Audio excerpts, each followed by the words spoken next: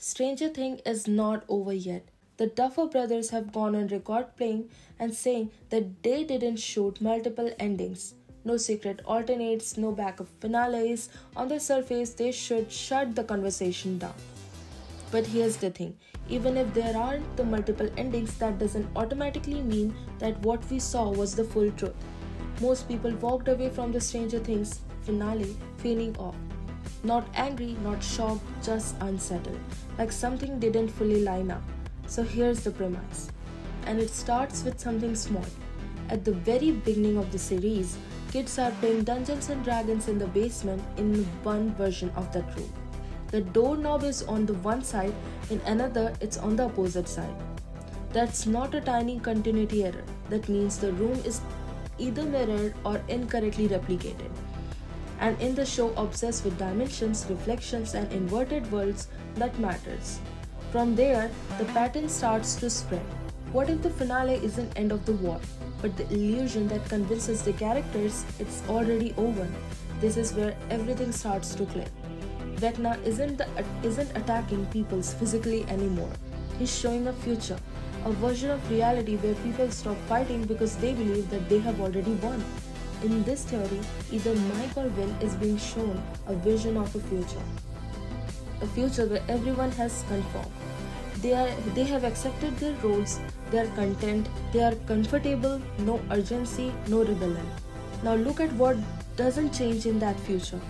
One of the only consistent image we have seen is a red dragon painting. Everything else evolves. People move on, lives settle, but the symbol stays exactly the same. That's where the parallel to the Truman Show comes in. Truman lives in a manufactured reality without realizing it. Small inconsistencies begin to appear. Ads bleed into conversation. People repeat behavior, things feel slightly off, but never obvious enough to cause panic. And just like Truman, the final emotion anchor is something red. For him, it's the red sweater tied to the person he loved. In Stranger Things, red keeps appearing everywhere. The final script was written in red, the playground merry-go-round is red, the radio station knob shifts from blue to red, and Holly's memories even become distorted without any explanations. The show straight up tells us we are seeing events through the eye of Vecna's next victim. In Truman Show, the illusion cracks when Truman hears the evacuation announcement. In Stranger Things, we get something eerily similar. Reality starts to feel staged. Commercial sneaks in.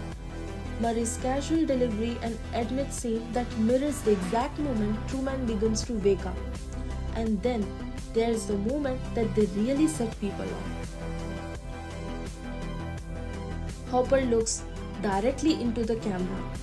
Hopper is talking to Mike about the sacrifice, about the loss, about the way people punish themselves after everything they have been through. At mid-conversation, something strange happens. Hopper looks directly into the camera, not past it, not near it, straight into it. He says, "You push people away and you suffer, because that's what you deserve." Then he looks back at Mike and continues the scene like nothing happened. Stranger Things almost never breaks eye line like that by accident. Characters don't look directly into the lens unless the show wants you to feel seen, or addressed or implicated. At first, fans brushed it off as a coincidence, a framing issue, an acting choice. But the more you replay it, the harder that explanation becomes to accept. The timing is so perfect. Hopper doesn't glance during a pause. His eyes lock in with the camera exactly during the line. And then, that line doesn't apply to Mike. It applies to the most and every major character, and arguably to us watching it. Stranger Things has always trained its audience to look for patterns, games, and hidden rules. And in the finale, instead of answers, we got more rules than ever. Which leaves us to one uncomfortable possibility. The story didn't end because the characters won. It ended because they stopped questioning it. And in the show built entirely on the curiosity, that might be the biggest red flag of all. Because Vecna was never meant to stay dead. This comes straight from Dungeons and Dragons lore, and it's crucial.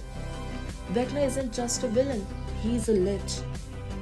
A being who became undead to escape death itself.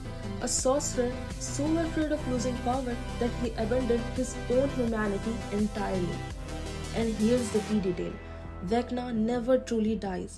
In the lore, he is defeated again and again, but something always remains same: an eye, a hand, a relic, a book. Some fragment that allows him to return later, often by accident, when someone taps into something forbidden magic. That's why Eddie's speech about the cultists matter. Hooded figures, worshippers, people who believe Vecna is gone until he isn't. The show mirrors this perfectly. We have seen hooded figures in Henry's flashback. We are told Vecna is defeated, but we are never shown it completely destruction. No finality, no confirmation, just absence. And in the Stranger Things, absence has never meant the end. So if you have made this far in my video, please don't forget to like and subscribe because I'm gonna bring some more theories to you. So stay tuned.